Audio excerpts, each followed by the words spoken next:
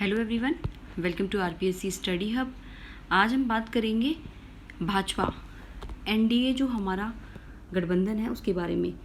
जैसे कि previous video में हमने कांग्रेस पार्टी के बारे में पढ़ा और उससे पहले के जो वीडियो है उसमें हमने राजनीतिक जो दल हैं उसके बारे में पढ़ा, राजनीतिक दल के क्या क्या क्या हैं उसके बारे में पढ़ा।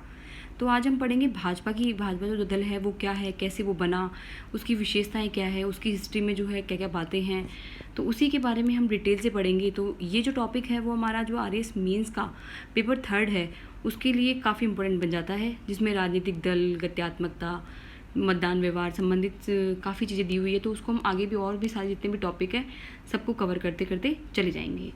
तो आइए जानते हैं। उससे पहले मैं आपको बता दूं कि अगर आपने वो वीडियो नहीं देखे हैं तो आप देख सकते हैं, उसका लिंक जो है वो मैं डिस्क्रिप्शन बॉक्स में दे दूंगी। बीजेपी जो पार्टी है वो 1980 में बनी, ठीक है। 1980 में जो है वो अस्तित्व में आई थी। अब इसका अगर हिस्ट्री की बात करें तो ये जो पार्टी है वो क्या है 1951 में बने। जनसंघ का ही क्या है नया रूप है, यानी जनसंघ का निर्माण क्या हुआ था 1951 में हुआ था, ठीक है। और जनसंघ का स्थापना जो है वो किसने करी थी, श्यामा प्रसाद मुखर्जी और दीनदयाल उपाध्याय ने की थी, ठीक है। इन दोनों ने मिलकर जो 1951 में एक जनसंघ नाम से एक, ठीक है, बनाया था। तो जनसंघ की स्थापना से ही जो है बीजेपी की रूट जो है वो जनसंघ की स्थापना में ही निहित है। अब दीनदयाल उपाध्याय जो है, ठीक है, तो उन्होंने क्या किया कि अंत्योदय की अवधारणा जो है वो दी कि अंतिम व्यक्ति जो है उसका सर्वांगीण समग्र रूप से विकास होना चाहिए, यानी हर तबके का जो है विकास होना चाहिए। तो वही जो विचारधारा है वही बीजेपी ने जो है अपने प्रोपेगेंडा में, मैनिफेस्टो में भी शामिल करी है। उसके अलावा बीजेपी ने जो है प्राचीन मूल्य और सभ्यता से रिलेटेड जो बातें हैं, ठीक है, वो शामिल करी है। और साथ में जो उनकी प्रतिक्रियावादी रूढ़िवादी सोच के साथ ही उन्होंने क्या किया है, कट्टर राष्ट्रीय गौरव व धरोहर, ठीक है, धरोहर जो है उसको अपनाते हुए इन्होंने कहा है कि वसुधैव कुटुंबकम जो है, ठीक है, उसको अपनाया जाएगा, यानी सांस्कृतिक जो राष्ट्रीयता है उसको बरकरार रखा जाएगा। और अंतिम व्यक्ति का सर्वांगीण विकास ये तो पहले से है ही, मानव जो है वो केंद्रित रहेगा, ठीक है, मानव जो है वो उसके केंद्र में हमेशा से रहेगा और उसी को ध्यान में रखकर जो है जितने भी नीतियाँ हैं, जितने भी विकास कार्य हैं वो किए जाएंगे। उसके अलावा अगर हम बात करें कि दीनदयाल उपाध्याय ने क्या करा, समग्र मानवतावाद का सिद्धांत दिया, ठीक है। समग्र मानवतावाद, वही मानव जो है केंद्र में रहेगा, मानव का जो है सर्वांगीण विकास किया जाएगा, अंत्योदय का विकास किया जाएगा, यानी अंतिम व्यक्ति तक सर्वांगीण विकास किया जाएगा। जनसंघ की तरह ही बीजेपी भी हिंदू राष्ट्रवाद अनुच्छेद 370 का विरोध तथा समान नागरिक संहिता अनुच्छेद 44 का समर्थन करती है, यानी एक देश एक राष्ट्र व एक संस्कृति। अब हम बात करें कि जनसंघ की जो विचारधारा थी, यानी कि हिंदू राष्ट्रवाद यानी कट्टर हिंदुवादी सोच, उसमें भी कौन सी वाली है कि जिसमें सांस्कृतिक राष्ट्रीयता है, प्राचीन मूल्य और सभ्यता है जो उनको इंपॉर्टेंस देना है। उसके अलावा जो आर्टिकल 370 है उसका विरोध करना, यानी कि जो जम्मू कश्मीर है उसका इंटीग्रेशन करना शामिल है। और उसके अलावा समान नागरिक संहिता जो यूनिवर्सल सिविल कोड है उसको लागू करना, यानी जितने भी धर्म है, ईसाई हो चाहे मुस्लिम हो चाहे हिंदू, उन सभी के लिए जो है वो एक ही कानून बनाया जा रहा। जैसे अभी क्या है कि हिंदुओं का मुस्लिम पर्सनल बोर्ड के अकॉर्डिंग चलता है, ईसाइयों का अलग कानून है, उसके अलावा हिंदुओं का जो है हिंदू उत्तराधिकार कानून है।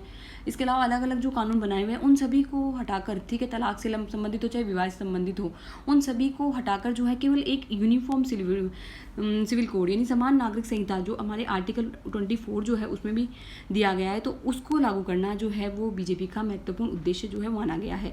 उनका उद्देश्य ये है कि एक देश होना चाहिए तो एक राष्ट्र है और संस्कृति भी क्या है, एक ही होनी चाहिए।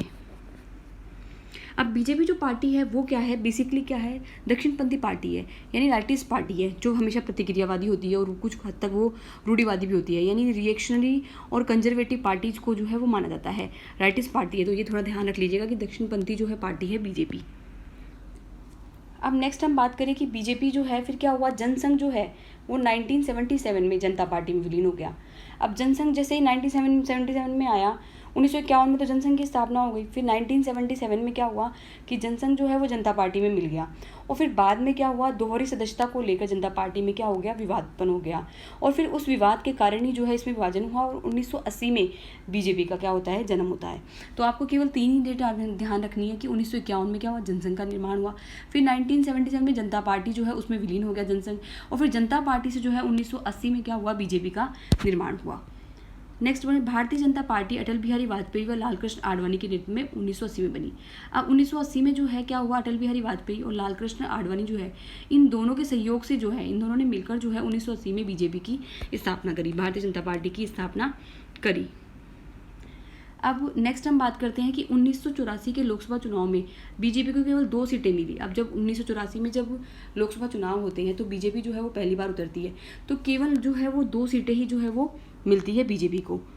तो कोई बात नहीं है। अब नेक्स्ट में हम बात करें फिर क्या होता है, बाद में शाहबहानो प्रकरण 1986 तथा बाबरी मस्जिद 1991 के बाद बीजेपी राष्ट्रीय पार्टी बन जाती है, यानी 1998 में।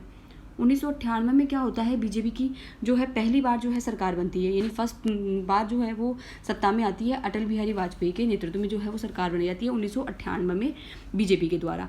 क्यों, उससे क्या होता है 1986 में शाहबहानो प्रकरण होता है और बाबरी मस्जिद घटना जो होती है वो 1991 में होती है। उसके बाद जो है बीजेपी राष्ट्रीय पार्टी जो है वो बनती है, यानी अटल बिहारी वाजपेयी का काफ़ी योगदान है इसमें।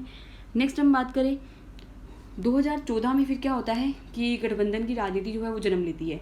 उससे पहले हम बात कर लेते हैं कि जो हमारा एनडीए है, ठीक है, नेशनल डेमोक्रेटिक अलायंस, यानी राष्ट्रीय जनतांत्रिक गठबंधन। फिर उसके बाद 1998 में जो है एनडीए की स्थापना होती है। 1998 में बीजेपी पहली बार सत्ता में आती है और 1998 में क्या होता है, जनसंघ की वो एनडीए की स्थापना जो होती है। अब एनडीए क्या है कि जो बीजेपी के नेतृत्व में क्या है, लगभग 18 से लेकर 19 दल जो है वो इसमें शामिल है। तो बीजेपी जो है इसमें मेन जो है वो लीडर है, तो उसके नेतृत्व में जो है एनडीए बनाया जाता है, नेशनल डेमोक्रेटिक अलायंस 1998 में। 1998 के बाद फिर उसके बाद में क्या होता है, 2014 में जो है ये सबसे लार्जेस्ट पार्टी बन जाती है एनडीए, ठीक है। एनडीए का गठबंधन जो है वो सबसे लार्जेस्ट पार्टी के रूप में उभर कर आता है, ठीक है। इस तरह से गठबंधन की राजनीति जो है वो जन्म देती है। गठबंधन की राजनीति से मतलब ये हो गया कि 2 या 2 से अधिक दल जब मिलकर जो है सत्ता में आते हैं तो गठबंधन की राजनीति जन्म लेती है। जबकि जब एनडीए बना था तो केवल 13 दल ही शामिल थे, बाद में बढ़ते बढ़ते उसमें आई थिंक 19 या 20 हो गए थे। तो एक बार आप करंट में आप चेक कर लीजिएगा 19 है या 20 है, तो ये देख लीजिएगा आप। तो इस तरह से जो है बीजेपी का जो है विचारधारा है, बीजेपी इस तरह से उनका निर्माण हुआ है, बीजेपी ने कब सत्ता जो है वो प्राप्त करी है। तो thank you for watching this video. Next video में हम और भी जो राजनीतिक दल हैं उनके बारे में डिस्कस करेंगे। Till then bye.